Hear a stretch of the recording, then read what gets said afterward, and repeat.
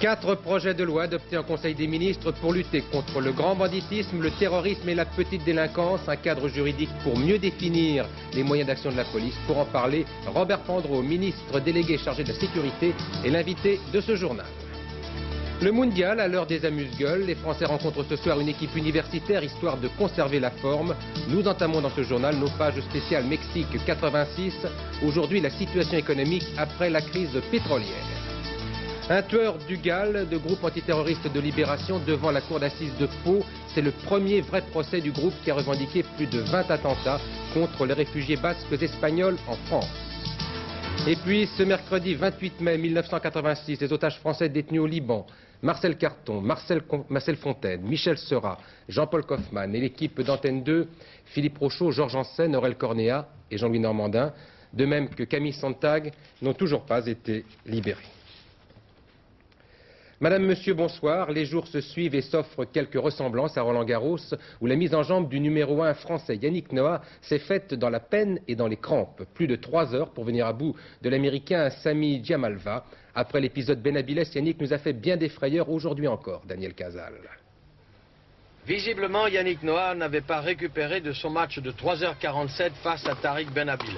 Devant l'Américain Sami Djamalva, modeste 85e mondial, le Français a dû batailler plus de 3 heures pour se qualifier pour le 3e tour, où il rencontrera l'Espagnol Fernando Luna. C'était pourtant bien parti pour que Noah l'emporte en 3 manches. Mais d'un seul coup, le Français se désunissait et ne l'emportait qu'au terme du 4e set. Noah le reconnaît volontiers, physiquement, il est encore un peu juste. En endurance, bon, j'étais un peu léger, je suis un peu fatigué, je suis capable de jouer un 7,5, 2 sets. Et puis après j'accuse le coup, donc ces 2 matchs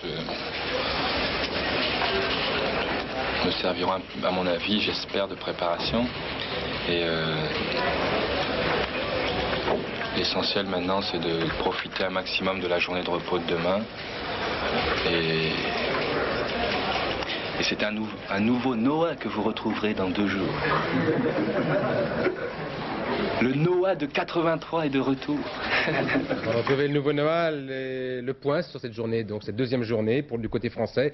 Qualification d'abord de Guy Forget, et puis l'élimination des 3 Françaises, Nathalie Herman, Catherine Suire et Pascal Etchemendi. Nous reviendrons sur l'ambiance de Roland-Garros à la fin de ce journal avec le reportage de nos envoyés spéciaux. Mais d'abord, l'actualité politique de ce jour dominée par un Conseil des ministres qui était consacré à la sécurité. Ce fut, vous le savez, l'un des grands thèmes de la campagne électorale à la veille du 16 mars et c'est l'un des dossiers prioritaires du gouvernement. Le Conseil des ministres vient donc d'adopter 4 projets de loi sur proposition d'Albin Chalandon, le garde des Sceaux. Parmi ces projets de loi, des mesures qui vont servir de cadre à l'action de la police. Nous en parlons tout à l'heure avec vous, Monsieur Pandreau, qui est sur ce plateau. Mais d'abord, le détail de ces projets et les explications du garde des Sceaux avec Agnès Poirier. Premier point, la prévention des petits délits. Le gouvernement veut renforcer les vérifications d'identité. Tout le monde pourra dorénavant être contrôlé à tout moment et à n'importe quel endroit. Refuser un contrôle d'identité deviendra une infraction passible d'une amende et de 10 jours à 3 mois de prison. Si les renseignements sont inexacts, les policiers pourront relever les empreintes et photographier la personne contrôlée. De plus, pour les petites infractions, la procédure de comparution immédiate va être étendue. Elle ne sera plus réservée aux seuls flagrants délits, mais pourra être appliquée si les charges sont suffisantes. Deuxième point, la lutte contre le terrorisme et la grande criminalité. Une idée force, centraliser les instructions judiciaires à Paris. La garde à vue pourra être portée de 2 à 4 jours. Plus de jury populaire pour les affaires criminelles touchant au terrorisme. La cour d'assises sera composée uniquement de magistrats. Enfin, les repentis qui dénoncent leurs complices bénéficieront de remises de peine.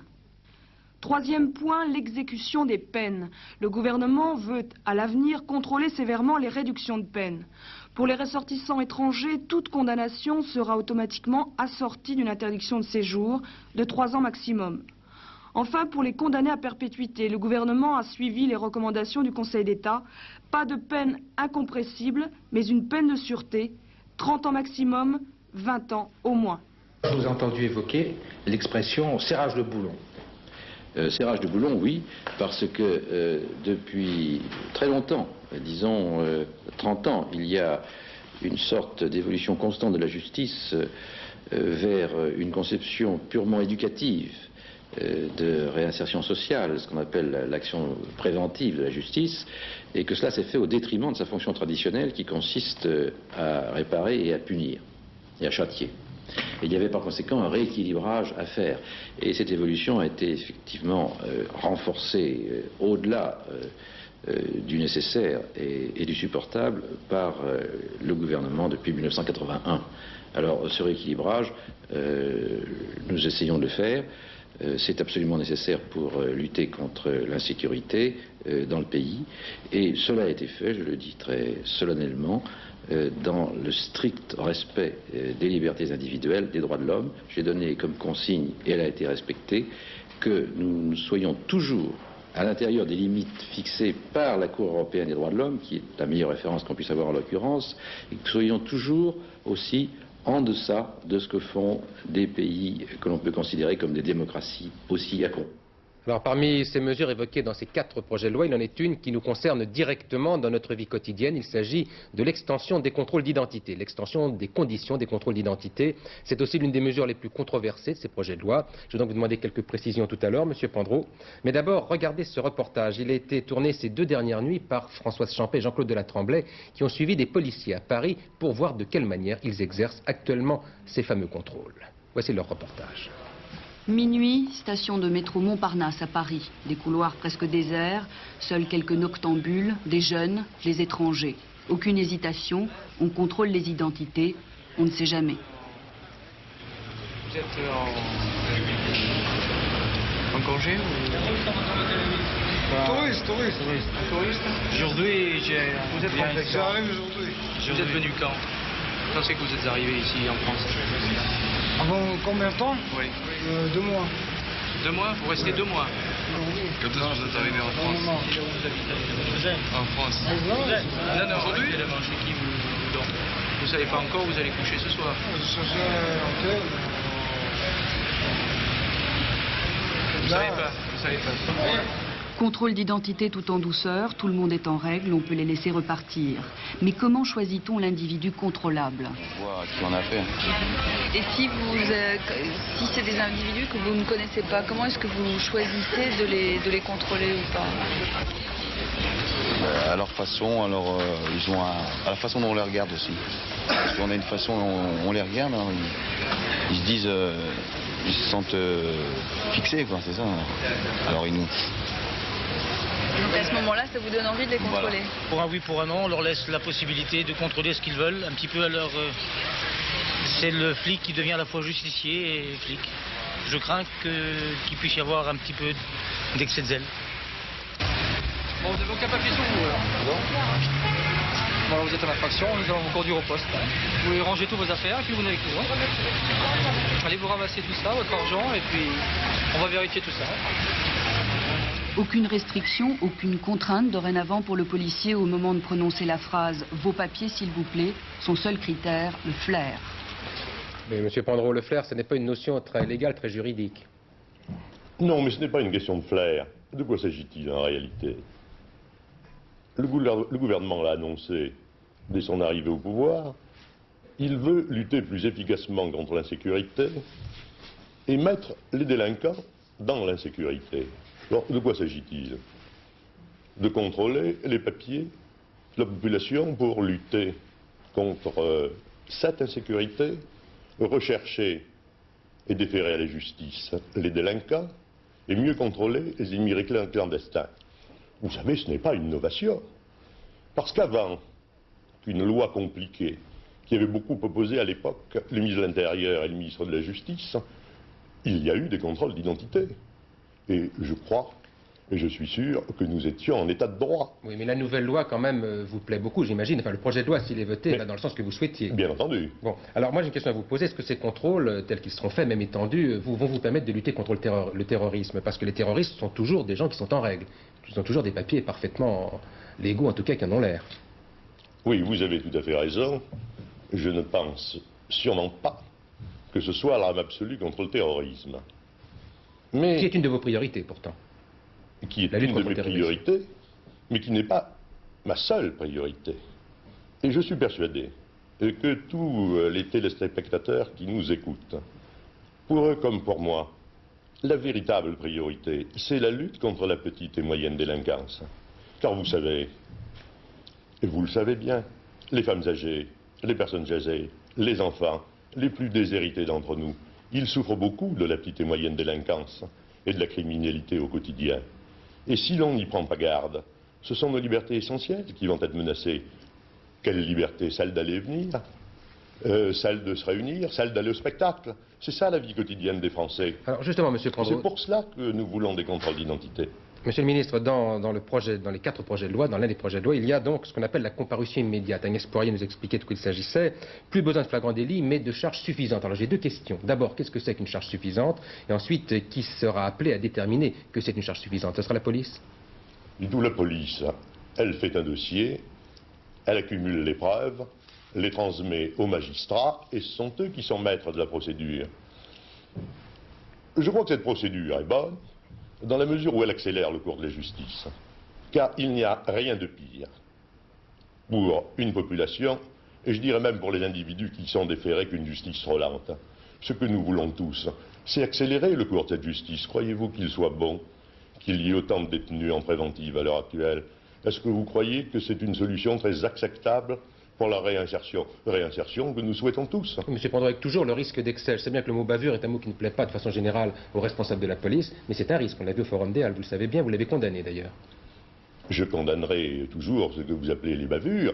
Bien entendu, la police doit travailler dans le cadre très strict de la réglementation, de la législation et des instructions en vigueur. Et je vous signale que la police ne condamne pas. Comme je vous l'ai indiqué, elle doit fournir des preuves, et ce sont ensuite les magistrats qui statuent.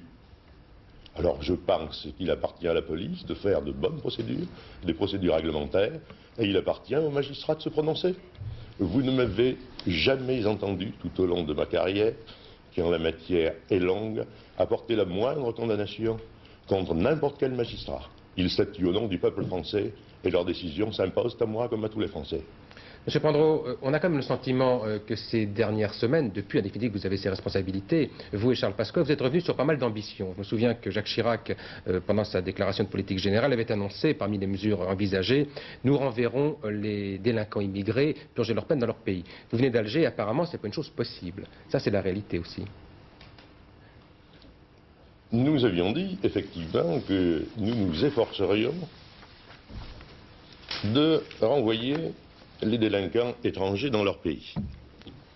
Et il est exact que je suis allé ces jours derniers, tant au Maroc qu'en Algérie, et que j'ai entretenu les autorités de ces pays de ce problème. Les difficultés juridiques sont certaines. Je pense que j'ai eu une bonne compréhension de la part des autorités de ces 2 pays. Car en fait, de quoi s'agit-il?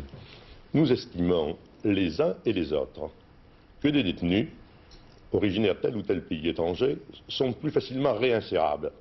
Et je vous redis que notre but, nous, c'est pas de mettre tant de personnes en prison, d'avoir des peines très prolongées. Ce que nous voulons, c'est les réinsérer une fois qu'ils sortent de prison. Et nous pensons que, par exemple, des Algériens ou des Marocains se réinsèrent plus facilement dans l'établissement pénitentiaire de leur pays, dans les conditions locales que dans nos prisons vétustes et dans les conditions d'incarcération française.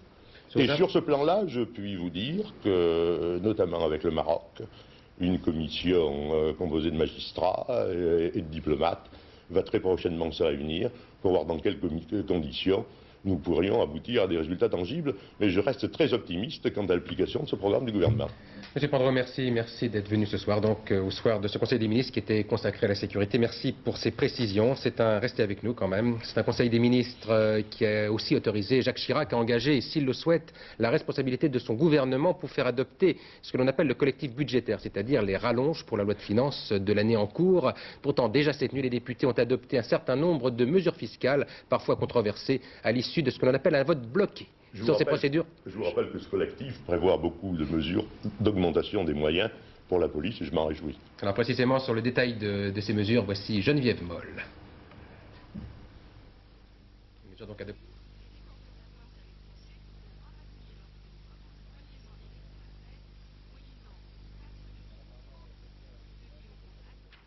Alors apparemment, il y avait bien de l'image, mais il n'y avait pas de Geneviève au bout. Alors je pense qu'on a un petit problème de son, on y reviendra tout à l'heure.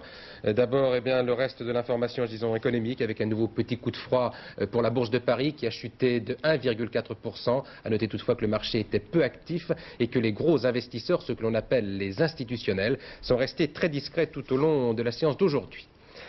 La grève à la SNCF vendredi, elle devrait sérieusement perturber le trafic à l'appel des 3 fédérations de cheminots, CGT, CFDT et Autonomes. Elles protestent, ces 3 fédérations protestent contre le gel des salaires et la baisse des effectifs à la SNCF. L'emploi, toujours au centre des préoccupations, avec un coup de pouce de René Bernasconi, le président des petites et moyennes entreprises, qui était aujourd'hui reçu par Jacques Chirac. Il a même lancé un appel solennel pour que ses adhérents embauchent dès que possible. Monsieur Bernasconi. Nous avons pris acte que dans le domaine économique et social, toutes les promesses ont été tenues, et cela sans esprit de retour. Je lance aujourd'hui un appel solennel à tous les patrons de PME et de PMI pour que la liberté retrouvée, ils répondent par un formidable élan de confiance.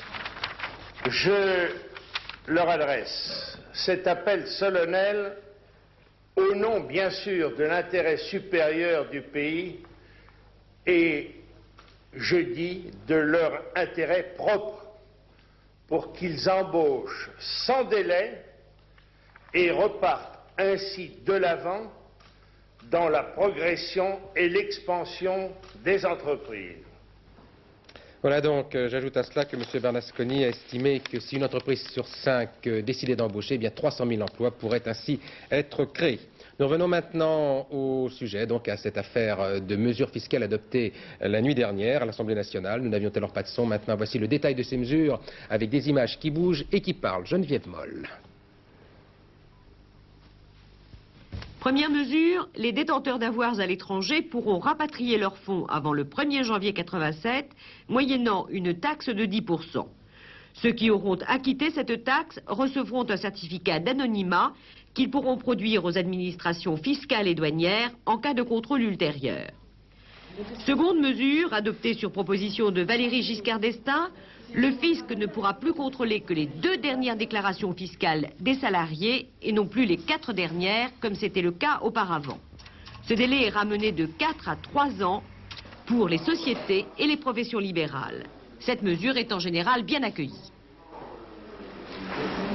Je pense que c'est une bonne chose, car avoir un contrôle fiscal comme la législation auparavant le prévoyait, sur 5 ans, je pense que c'est un petit peu trop lourd à payer. Ça sera plus rapide, moins lent, et nous serons stressés moins longtemps. La gauche estime cependant que cet amendement va favoriser les gros fraudeurs. Cet amendement nous paraît rater le coche parce qu'il ne permettra pas à l'administration fiscale de lutter efficacement contre la grande fraude. Et il faut du temps à l'administration fiscale pour pouvoir remonter en arrière et rechercher un certain nombre de documents, un certain nombre de preuves. Il ne s'agit pas de pourchasser le petit, le salarié, celui qui n'a aucune raison de frauder ou aucun moyen de frauder. Il s'agit de s'attaquer à ce qu'est la fraude, 100 milliards par an, dont 25 milliards seulement sont récupérés chaque année. Autre mesure adoptée cette nuit, le doublement du droit d'inscription à l'examen du permis de conduire qui passe à 135 francs, le maintien de la taxe sur les machines à sous et les prélèvements sur les gains du loto et du loto sportif. Sécurité, emploi, audiovisuel, c'est le triptyque politique de la semaine, puisque François Léotard est ce soir l'invité de l'heure de vérité. Une émission très attendue, puisque le ministre de la Culture et de la Communication, qui vient juste d'arriver, devrait tout à l'heure s'expliquer sur le projet qu'il va bientôt présenter au Conseil des ministres et qui devrait déterminer le nouveau paysage audiovisuel français. Monsieur Léotard, qui est donc là, qui s'est interrogé tout à l'heure sur tous ces problèmes, notamment bien sûr sur la privatisation de TF1. C'est juste après ce journal, c'est-à-dire aux environs de 20h35 après la réclame. Mais vous pouvez déjà poser vos questions si vous le souhaitez en appelant SVP, c'est-à-dire 47 87 11 11 de province. Cela fait 16 1 47 87 11 11. Jean-Louis Le Sen, que vous voyez, prendra soin de vos demandes, de vos questions et les posera de votre part à Monsieur Léotard. Politique encore avec la cote de popularité des leaders politiques publiée par Paris Match et réalisée par l'Institut BVA. Tout le monde baisse, 8 points de moins pour Jacques Chirac et 3 de moins pour François Mitterrand et 10 de moins pour François Léotard. Justement, je suis persuadé qu'on lui posera la question tout à l'heure. Monsieur Mitterrand précise son rôle dans une interview au journal américano-européen International Herald Tribune. Il tient en une phrase ce rôle: je peux dissoudre l'Assemblée nationale, organiser des élections présidentielles ou un référendum. Pour le reste, je dois respecter la majorité parlementaire. Enfin, à propos des otages français du Liban, des déclarations fort intéressantes du ministre syrien de la Défense chez nos confrères d'Europe numéro 1. Pour le général Klass, la libération des otages est une certitude, mais il ne dit pas quand. Le ministre confirme par ailleurs que Damas mène bien des négociations en ce moment avec les ravisseurs. La France bientôt à l'heure du Mexique avec la première rencontre officielle entre les tricolores et les footballeurs canadiens. Pour le moment, on en est au round d'observation. Ce soir, par exemple, l'équipe de France rencontre les Pumas. C'est une sélection universitaire mexicaine privée de ses meilleurs éléments pour cause de mondial, justement, puisque les meilleurs joueurs jouent dans l'équipe du Mexique. Le grand jour pour les Français, c'est dimanche, mais dès aujourd'hui, nous entamons notre série spéciale consacrée au Mexique, ce Mexique de la Coupe du Monde. Premier volet, donc, ce soir, avec l'enquête de Bernard Benjamin et de Jean sur un pays qui est touché, vous allez le voir, de plein fouet par la crise économique et par la chute des prix du pétrole. Voici le reportage. On les appelle des ciudad perdidas, littéralement des villes perdues. Ce sont les bidonvilles qui entourent Mexico et qui constituent une véritable ceinture de misère pour la capitale. Il y a une vingtaine d'années, un Mexicain sur 6 vivait dans ces ciudad perdidas. Aujourd'hui à Mexico, il y en a 1 sur 2. C'est, et de très loin, l'aspect le plus perceptible de la crise économique que traverse le Mexique. En 4 ans, le pouvoir d'achat des Mexicains a diminué de 50%.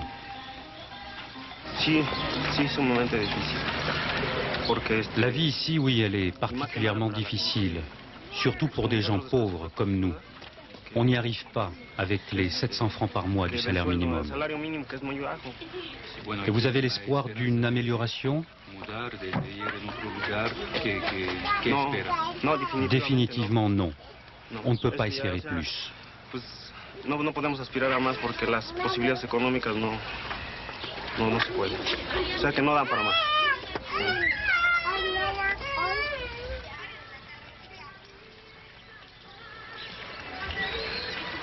Et de fait, les raisons ne manquent pas pour tenter d'expliquer l'appauvrissement du Mexique. Il y a d'abord la démographie, explosive, comme dans tous les pays du tiers-monde.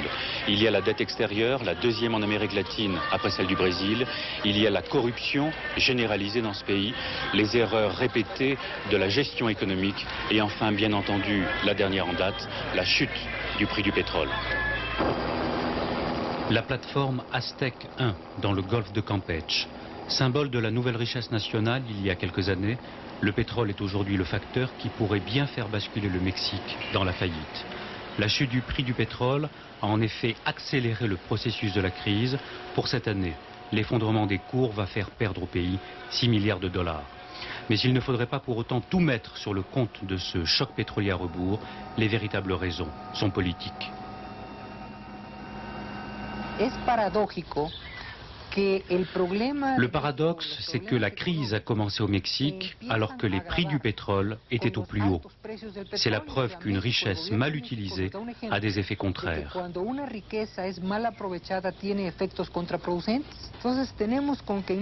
Alors si nous ajoutons à cela l'inflation, les fraudes électorales et la corruption au sein même du gouvernement, eh bien nous risquons de nous retrouver très vite face à une crise sociale. A un problema de tipo social.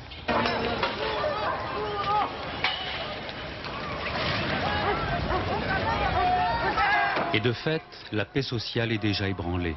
Les manifestations se succèdent et si les chocs avec les forces de l'ordre restent encore légers, c'est que les autorités mexicaines ne veulent pas recommencer la tragédie d'octobre 68. Quelques jours avant le début des Jeux Olympiques, une manifestation d'étudiants se terminait par un bain de sang, 325 morts. Pour le moment donc, rien de très grave, mais de nombreux Mexicains se demandent déjà ce qui se passera après le mondial. Le premier procès d'assises du GAL, le groupe antiterroriste de Libération, tristement célèbre pour avoir commis une vingtaine d'attentats contre des séparatistes basques espagnols qui sont réfugiés en France. Dans le box des accusés à la cour d'assises de Pau, un Français, Pierre Baldès, responsable de la mort d'une personne au moins. Le rappel des faits avec Bruno Ledreff et le compte-rendu du procès d'aujourd'hui avec Paul Lefebvre.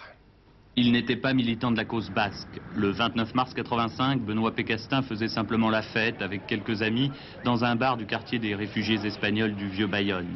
Un homme cagoulé est alors entré, 6 coups de feu. Benoît Pécastin est mort. Son assassin a été ceinturé par les habitants du quartier quelques mètres plus loin. Jean-Pierre Baldès, 34 ans, un petit truand connu des services de police. C'était la première fois que l'auteur d'un assassinat anti-réfugié était pris sur le fait. Sur Baldès, la police a trouvé des documents signés du GAL, le groupe antiterroriste de Libération, responsable d'une quinzaine d'assassinats et de nombreux attentats contre les Basques espagnols réfugiés en France. Le GAL, que l'on dit proche de la police espagnole, a fait en 2 ans plus de victimes que les attentats de la rue Copernic, de la rue des Rosiers, de la rue Marbeuf et de la galerie Point-Chaud réunis. Actuellement, 27 membres présumés du GAL sont incarcérés en France. Ils appartiennent tous au milieu et ont été recrutés par des commanditaires venus d'Espagne.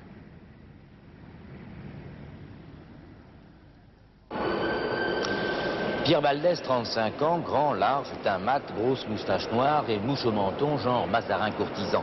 Coupable ou innocent, il apparaît sans trac ni peur. Pourtant, coupable, c'est l'angoisse, innocent, c'est le drame.